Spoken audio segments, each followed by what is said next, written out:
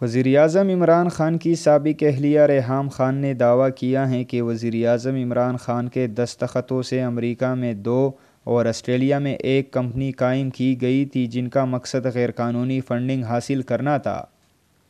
مزید آگے بڑھنے سے پہلے اگر آپ نے ہمارا چینل سبسکرائب نہیں کیا تو ضرور سبسکرائب کریں۔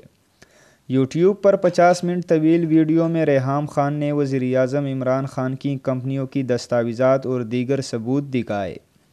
انہوں نے کہا کہ وزیراعظم عمران خان کے دستخطوں کے ذریعے امریکہ میں 2 کمپنیاں قائم کی گئی جن کا مقصد وہاں سے پارٹی کے لیے غیر مناسب اور غیر قانونی فنڈنگ حاصل کرنا تھا۔ اس طرح آسٹریلیا میں انصاف آسٹریلیا انکارپوریٹڈ کے نام سے کمپنی قائم کی گئی۔ ریحام خان نے کہا کہ پاکستان کے قانون کے مطابق انٹرنیشنل انکارپوریٹڈ کمپنیوں سے فنڈنگ حاصل کرنا غیر قانونی ہے۔ ریحام خان کے مطابق عمران خان کے دستخطوں سے قائم ہونے والی ایک کمپنی کا LLC نمبر 5965 ہے جس میں $19,98,700 ہیں۔